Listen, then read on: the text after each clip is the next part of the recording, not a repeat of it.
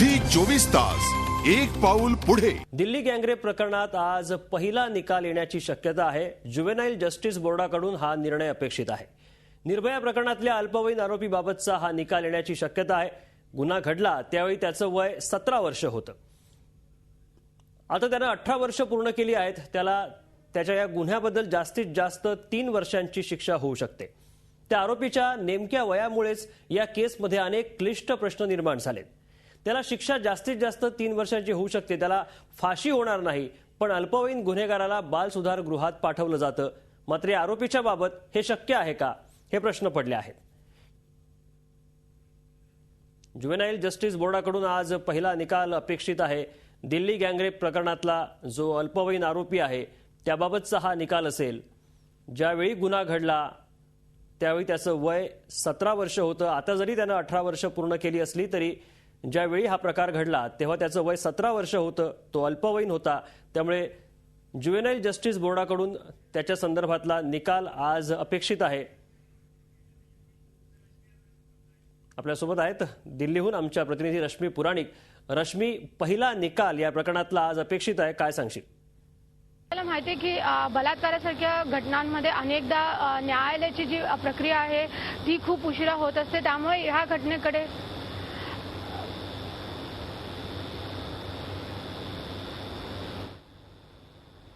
रश्मी आवाज पोहोचतोय आपल्यापर्यंत?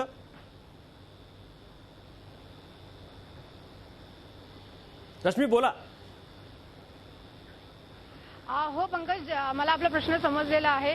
त्याच विषयी मी सांगत होते की जी न्यायालयीन प्रक्रिया आहे ती नेहमी खूप प्रलंबित राहते आणि त्यामुळे लवकरात लवकर न्याय होत नाही। परंतु हे असं पहिलं प्रकरण आहे ज्यामध्ये एक फास्ट ट्रॅक कोर्टमध्ये संपूर्ण हा खटला चालू आहे। त्याच वेळेला या घटनेतला जो अल्पवयीन एक आरोपी आहे तर त्याचं ज्युव्हेनाइल जस्टिस बोर्डापुढे त्याची संपूर्ण चौकशी झालेली आहे। हा जो आरोपी आहे त्याने ज्युव्हेनाइल जस्टिस बोर्डापुढे सांगितलं की आपण या कुठल्याही गुन्ह्यामध्ये आपण सामील नव्हतो आणि चोरीचा देखील अजून एक आरोप ह्या आरोपीवर आहे। त्याच्या देखील त्या माणसाने देखील ह्या आरोपीच्या विरोधात खरं तर जरी जबाब दिला असला तरी ह्या आरोपीचा असा दावा आहे की ह्या गुन्ह्यामध्ये आपला कुठलाही हात नाहीये, आपण कुठलाही अत्याचार केलेले नाहीयेत आणि पोलिसांच्या दबावाखाली इतर जण आपल्या विरोधात जबाब देतात असा दावा त्यांनी केलेला आहे। आज खरं तर ज्युव्हेनाइल बोर्डाने 5 जुलैला संपूर्ण प्रक्रिया जी होती पूर्ण ती केलेली होती आणि आजच्यासाठी हा निकाल राखून ठेवला होता। आज हा निकाल अपेक्षित आहे। 11:30 नंतर आपल्याला समजेल काय होत आहे। परंतु जसं आपण सांगितलेलं आहे की ह्या प्रकरणामध्ये जास्तीत जास्त 3 वर्षाची शिक्षा आणि ह्या आरोपीला बाल सुधारगृहात पाठवता येईल। अतिशय खंत आहे ह्या प्रकरणामध्ये की ज्या व्यक्तीने इतके निर्घृण अत्याचार केले, खरं तर हत्याच केलेली आहे। फक्त जेव्हा त्याने हा गुन्हा केला तेव्हा तो अल्पवयीन होता आणि आता त्याचं वय पूर्ण झालंय तरी एक कठोर शिक्षा जी व्हायला पाहिजे होती ती होत नाहीये ह्या प्रकरणामध्ये। त्यामुळे कायद्याच्या कचाट्यातनं कुठेतरी हा आरोपी सुटून जाणार आहे, हीच खरं तर ह्या संपूर्ण घटनेतली खंत आहे। पंकज, धन्यवाद आपण दिलेल्या माहितीबद्दल। खरं आहे सर्वाधिक अत्याचार ज्या आरोपीने केले केवळ तो अल्पवयीन त्यावेळी होता।